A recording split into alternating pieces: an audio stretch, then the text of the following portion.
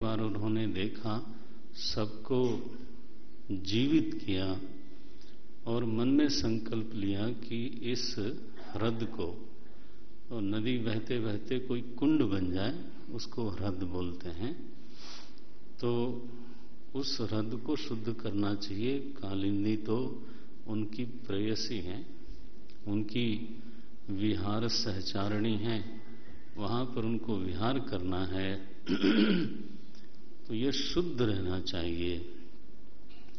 तस्या विशुद्धम अनविच्छन्न सर्पम तम उदवासयत। तो सर्प को वहां से निकाल भगाने का संकल्प ले करके भगवान एक दिन सीधे तो कूद पड़े, सबके देखते देखते। ऐसा विष था उस काली ह्रद में कि अगर वहां से हवा चलती थी तो उस हवा से छूने पर पक्षी गिर जाते थे, तो पशु बेहोश हो जाते थे। तो जो हवा, विषैली हवा जो वृक्षों को लगती थी, वृक्षों के पत्ते मुरझा जाते थे, जल जाते थे। उसके ऊपर से कोई पक्षी उड़े तो वो गिर जाता था उसमें। ऐसा भयंकर विष उस ह्रद में रहता था। भगवान जब जल में प्रविष्ट हुए, बताइए, ऐसा विषैला ह्रद है, जल है वहां पर, और भगवान प्रविष्ट होते हैं। वो गुस्से में तो काली नाग बाहर आता है, भगवान को लपेटता है। भगवान थोड़ा अपने को बड़ा करते हैं तो उसका जो कस है ना, बल, वो टूटता है और भगवान सरक करके तो उसके फण पे खड़े हो जाते हैं। और सारे ग्वाल बाल बाहर खड़े हैं। कुछ लोगों ने तो सूचना दे दी वृंदावन में। माता यशोदा दौड़ पड़ी, नंद बाबा दौड़ पड़े, उपनंद, सारे के सारे गोप यमुना जी के तट पर। कह रहे तो वहां तो कोई जाता ही नहीं, वहां तो हवा चलने से वृक्ष सूख जाते हैं, हवा चलने से पक्षी गिर जाते हैं, और ये कृष्ण वहां कैसे गिर गया। यशोदा जी बार बार कूदना चाहती हैं, लोगों ने उनको पकड़ रखा है, नंद बाबा को पकड़ रखा है। बलराम जी सबको समझाते हैं कि आप चिंता नहीं करो, वो आज कुछ बढ़िया हो जाएगा, वो निकलने ही वाला होगा। और जब वो निकले तो भगवान, तो उसके शतफण थे, भगवान उस पर खड़े हैं और धीरे धीरे वो उनके फणों पर थाप देते हैं। तो देवता लोगों को इशारा मिल गया कि भगवान क्या चाहते हैं। आज भगवान एक बहुत बड़ा विशेष नृत्य समारोह करना चाहते हैं। जैसे ही इशारा गया है देवलोक में, तो विमानों पर चढ़ चढ़ करके देवता आसमान में भर गए। किन्नर, गंधर्व, अप्सराएं ये सब के सब अपने विमानों पर धीरे धीरे मृदंग की थाप होने लगी, तो तरह तरह के वाद्य बजने लगे, साज बन गया। भगवान धीरे धीरे धीरे धीरे थाप देते हैं और नृत्य आरंभ हुआ। तो आकाश मंडल में देवता, गंधर्व, किन्नर, अप्सराएं, विद्याधर सभी उस नृत्य को देखने के लिए तो उपस्थित हैं। सारा आकाश भरा हुआ है। नीचे तो वृंदावन के सारे गोप गोपी, पूरा वृंदावन ही वहीं पर खड़ा है। सब लोग बड़े ही अधीर हो रहे हैं, लेकिन श्री कृष्ण परमात्मा तो पादाम्बुजोऽखिल कलादि गुरुः। 26वां श्लोक है, उसके बाद की पंक्तियां हैं। आखिरी पंक्ति ये, अखिल कलादि गुरु श्री कृष्ण परमात्मा समस्त कलाओं के आदि गुरु हैं। तो आज उनकी मर्जी है कि एक ऐसा नृत्य किया जाए, न भूतो न भविष्यति, बस ननर्त तन्मूर्धरत्न निकर स्पर्शाति ताम्र पादाम्बुजोऽखिल कलादि गुरुर्नर्त तं नर्तुमुद्यतमवेक्ष्य तदा तदीय गन्धर्वसिद्धसुरचारणदेववध्वः प्रीत्या मृदङ्गपणवानकवाद्यगीत पुष्पोपहारनुतभिः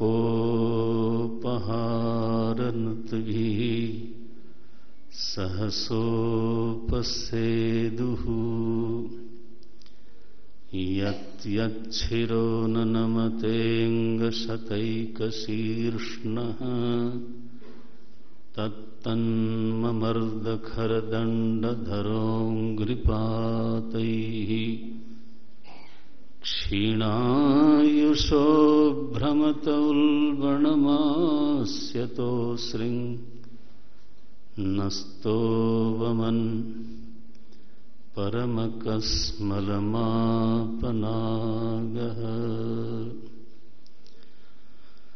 सो नभमंडल में ये दृश्य है। मृदंग की थाप चल पड़ी, मृदंग पणवानक वाद्य गीत, पुष्प वृष्टि होती है और भगवान नृत्य करना आरंभ करते हैं। उनके चरण कमल तो कालीय नाग के सिर पर जोर से जब पड़ते हैं तो धीरे धीरे उसमें से रक्त निकलने लग गया। वो रक्त उनके पैरों के आसपास लग गया।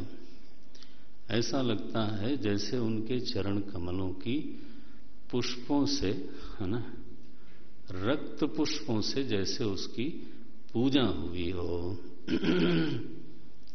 भगवान नृत्य करते हैं। पुष्पोपहार नुतिभिः, कैसे नृत्य करते हैं?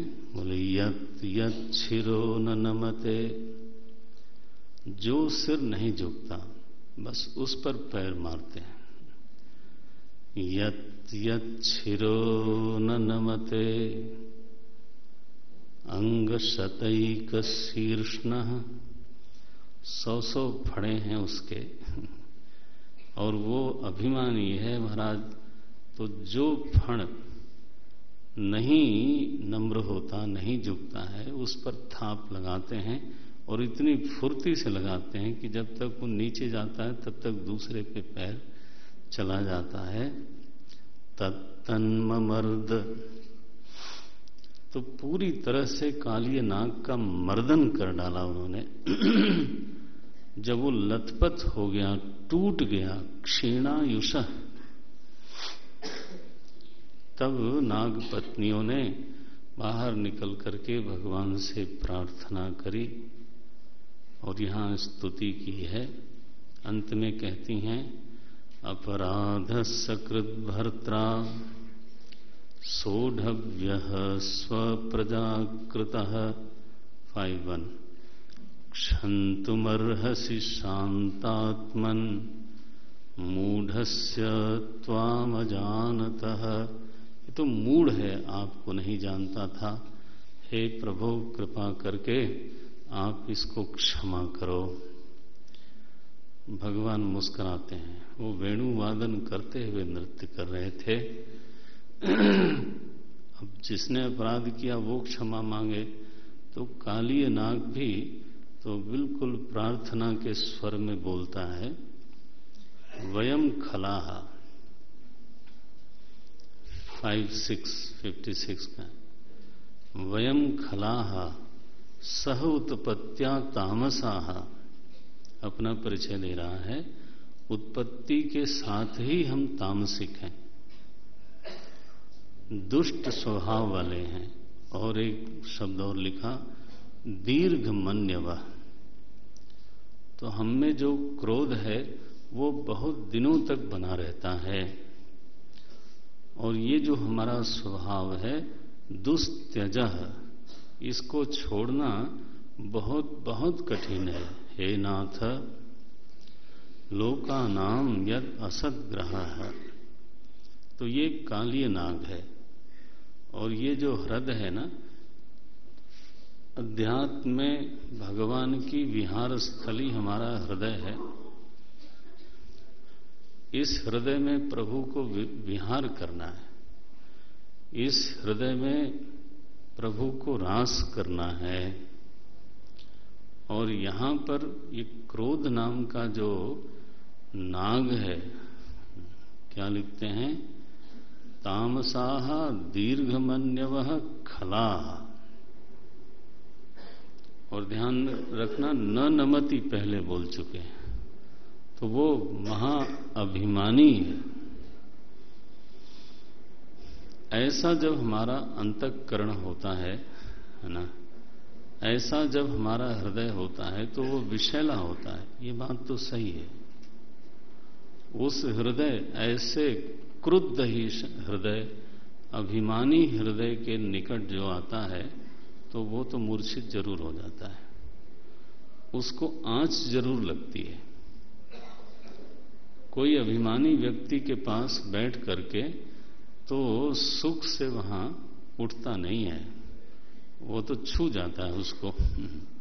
वो ऐसी अकड़ अकड़ के बात करेगा, ऐसी मैं करके बात। और अगर कहीं क्रोध फुंफकार मार रहा हो तो बस शायद अपना भी होगा तो उस पर दो बातें कह जाएगा, पड़ जाएगी। बच्चे भी डरते हैं कि इस समय तो मत जाओ, इस समय तो भूत चढ़ा है। इनका जो हृदय है ना, इसमें नाग का निवास है। तो भगवान अपनी विहार स्थली को शुद्ध करना चाहते हैं।